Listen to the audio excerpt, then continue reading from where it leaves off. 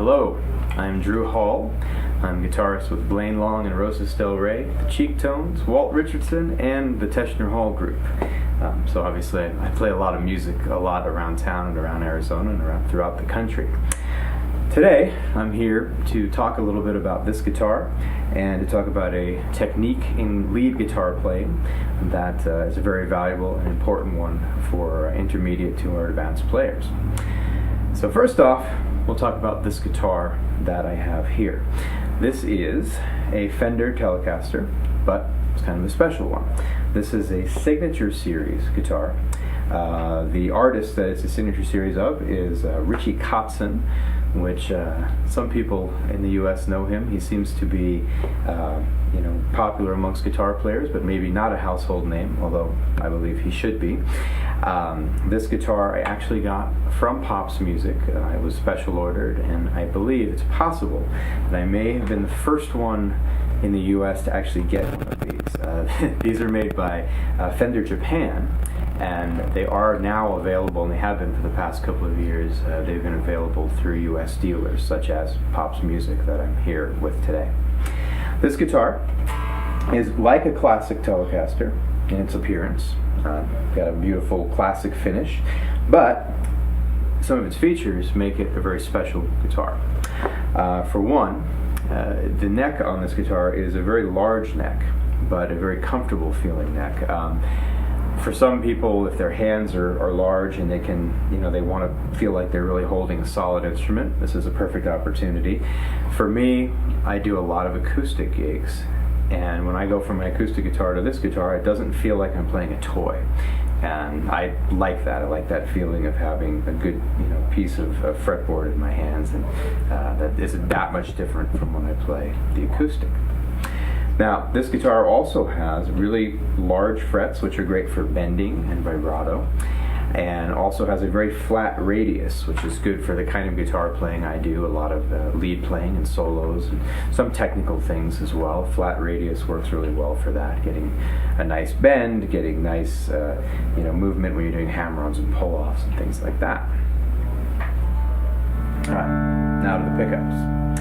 This guitar has two DiMarzio pickups in it.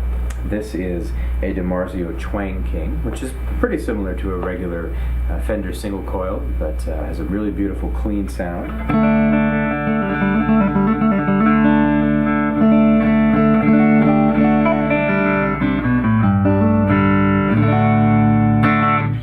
If I go to the middle position, I have a combination of this pickup, which is the Twang King, and this, which is called a chopper.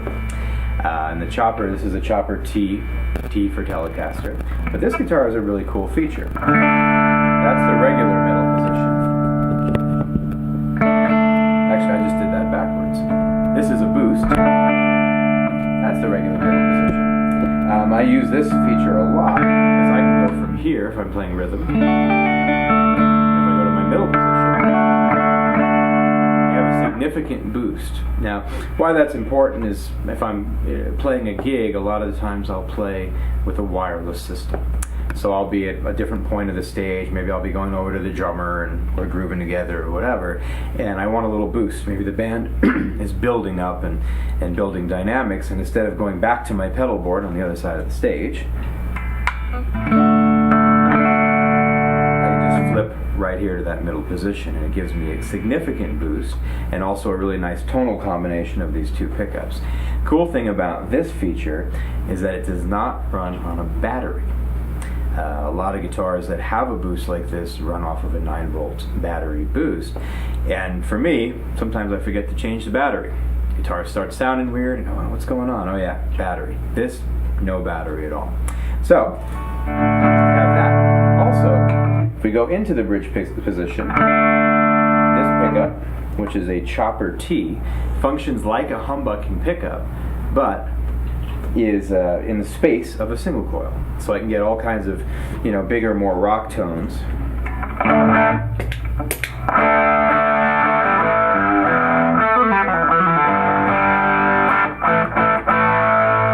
And no single coil hum. That would be the hum we'd get for the single coil. Down into here, much cleaner and much quieter. Right. Other thing that's kind of cool about this guitar is that it has this, a comfort cut on the back, which honestly, it doesn't. You can't see it from the front. It doesn't do anything for the playability, but it just makes it more comfortable to play. Kind of like a Stratocaster. A Stratocaster has that, and not all Telecasters do. But I personally really like that feel for sitting or standing. It's very comfortable to just be in a position where your hand and your arms are in a optimal position to play. So for me, I've been playing Telecasters since I was a little kid. My dad bought me a Tele when I was 13 from Sam Ash Music in New York, and I've kind of always been playing them throughout the years. I've gone through a lot of different guitars and different bands and things, but for some reason or other, the Tele always seems to be the home base for me. As you see, we have lots of Teles here, and I also do play Stratocasters and such as well, but I think the desert island guitar for me would be this one, would be a Telecaster. Something that I can get a wide variety of tones from, is very comfortable to play, and is a classic looking guitar as well. And I think that's an important thing. Even though this is hot rodded and has different features, it looks like a classic guitar. And I think visually on stage that's a nice look. Alright, so what I'm going to talk about today, as far as the teaching end of it, that's my day job, as I teach guitar here in Prescott. Many students a week, 60, 70 students a week. And I have a lot of people that come to me for lead guitar lessons, talking about soloing and improvising and those kind of things. And something I love to do, it's really the most fascinating part of playing guitar, being able to improvise and be able to create something. And maybe when you play that solo, it'll never be like that again. It'll be, that one night, it's just a certain way. You're reacting to your bandmates, you're, reacting to the way the audience is responding and such.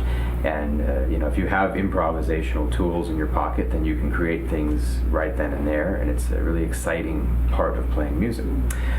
One of the things that a lot of people ask about is development of the left hand. All right, now, of course, usually when we play, we're first starting out learning scales or patterns, we pick everything. Right? So every note that we play, we use a pick stroke to make that note happen. But what some people don't realize when they first start playing lead is that you don't have to pick every note. As a matter of fact, if you are able to not pick every note, things flow a little bit differently. There's more phrasing options, and it just makes things sound a little less stiff. So to do that, your left hand needs to develop. And to do that, we need to talk about hammer-ons and pull-offs. So a hammer-on is something simple like this, where you pick a note, and then you take your finger and hammer it. Right, so a hammer-on would basically be like if there were a nail in your fretboard, and your finger was the hammer, that you would take that hammer the nail into the fretboard, make enough contact that it makes a sound without using your pick. All right? The pull-off is the opposite. You have a note already here. You would then use that left hand to pluck that string without picking it. You'll notice my right hand is not involved in that note making a sound. Now, for most of my students that want to get into using hammer-ons and pull-offs and developing their left hand, the first thing I usually have them do is to do something called a trilling exercise. Right? So a trill would be if someone were to go. You'll notice there's no right hand involved in that, because I'm using a combination of hammer-ons and pull-offs. Right? Now, most people hear guitar players do those techniques, and they think, well, I need to learn it, and I need to play it fast from day one, immediately. Problem with that is your hands aren't ready to play it fast yet. Right? The first step is to do it very slowly, and the most important part is to be sure that you're playing and getting every note as clear as possible without, excuse me, without it sounding unequal in volume. So for example, if I were to do this, I kind of want it to be about Jaws speed. Not at first, because most people's hands aren't ready to do that in the beginning. So they could start out by going like this.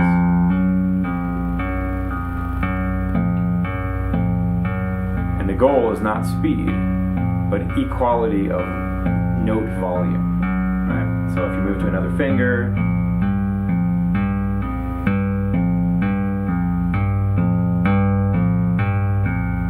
those notes are supposed to be of equal volume.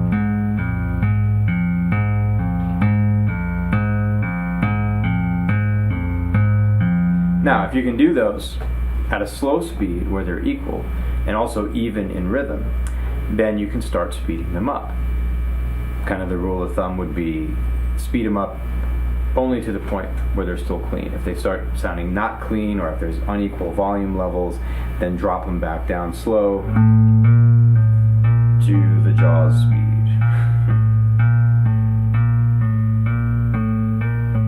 And eventually it will get faster. But speed is only important if it's clean. If it's not clean and it's sloppy, it's better to be slow, even, and steady than to be fast and be all over the place. Right? Now, the technique, obviously you can then become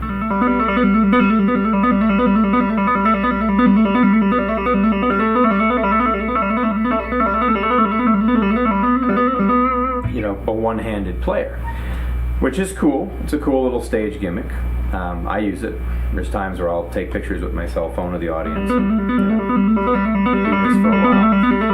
And that's a fun little stage thing. But the real reason that we develop the left hand is so that when we don't pick every note, we have phrasing variation. Right? So if I were to do this,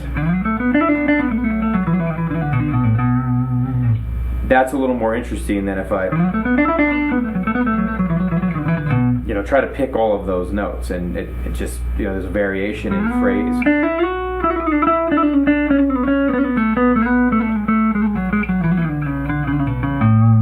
When you don't have to pick every single note. Now, there are obviously high levels of technique with this that players use, especially with overdrive. Now, I've been doing everything in clean. If you're practicing this kind of thing, super important to do it in clean until you get the notes even. Because the overdrive kind of helps it a little bit, but you want to be able to do it in clean. You might even want to be able to do it on an acoustic. Right? So if you're going,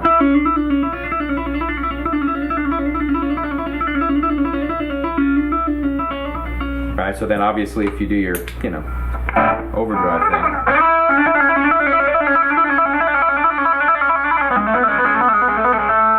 that actually helps it a little bit, but it's only really good if you can do it in clean.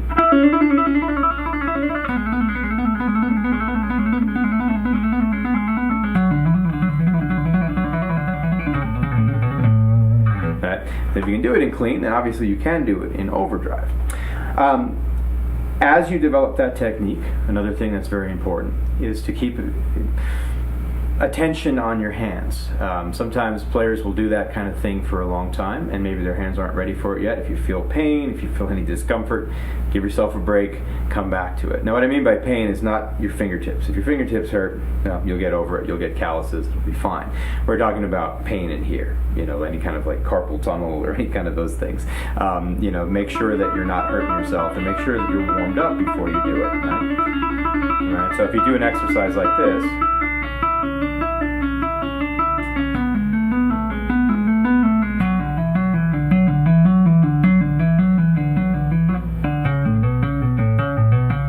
gets faster,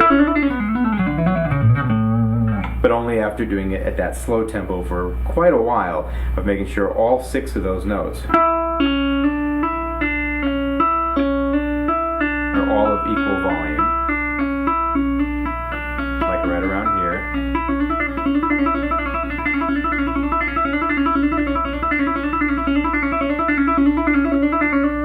And you'll notice I do have my right hand close to the strings just to help reduce noise, but you can take it away. Some players even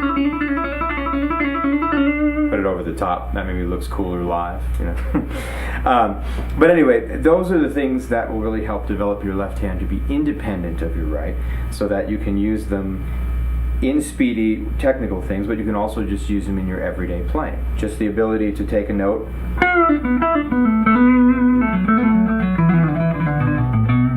and not not have to pick every single one, so there's a very nice flow to that. Now, players that use that, pretty much all players use it to different extents. Some of them use it a lot, like your Joe Satriani's or Richie Kotzen, and some of them use it a little, but everyone does use that technique so that there is variance in your phrasing and the way things work. Now, one last thing I wanted to talk about is your hand position when doing these kind of things. I have a double jointed thumb, a severely double jointed thumb. It is not an advantage. So, you look at the back of this neck, there's a little stripe in the back. And most Fenders have these, but even if you don't have a stripe, you can tell where the middle of the neck is. So if I'm doing an exercise like this, you'll notice my thumb is kind of centered with my middle finger. Right? A lot of people will start with their thumb back here and they'll go, and they can't reach it because their hand is not in an optimal position. It's like if I were to take a chord like this, noticing my thumb, I don't know if you can see that right here, my thumb and my middle finger are lined up together. Now the reason that that's important is because if my thumb is here, it pulls my whole hand that way. Which means, and I have people that have bigger hands than I do, that cannot make that kind of a stretch because their thumb is way back and they're not in a position where they can really get optimal fingering to play a pattern such as this. Now your thumb probably look more like this because it's normal and not like mine, but or maybe you have one of these thumbs, in which case you're super cool, you know. Anyway, so there are multiple hand positions when you play guitar. If you buy a guitar, book one, Mel Bay intro guitar, they will have you with your classical position and your form being like this, which is fine if you're playing nice ringy chords, but if you're playing a blues lick,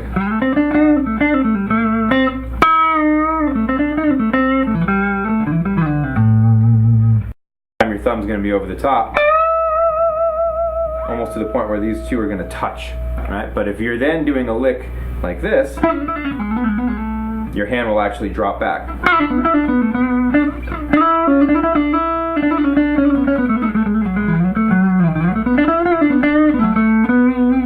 But if you play that, your hand will drop this way, etc. So multiple hand positions are important for different things. For this left hand stuff, it's really good to have your hand back so that you can really get full stretch and full angle. Sometimes I'll tell students that if your thumb is kicking back behind where your first finger is, all you're really doing is making your hand position more of a stretch and making it more difficult to do anything that you want to do. So really be mindful of where your thumb is and make sure that you're in the optimal position for your hands to reach the notes that you need to reach. Alright, so we covered the guitar, we talked about some left hand technique. You know, the folks here at Pops Music are always willing to help you with anything you need, and I'm definitely a fan of the store in that they've helped me out for the 20 plus years I've been here in Prescott. They help my students out, and I think they're definitely a business that supports our local music scene and our young students and players and professionals, and happy to get to record a video for them. Thank you so much.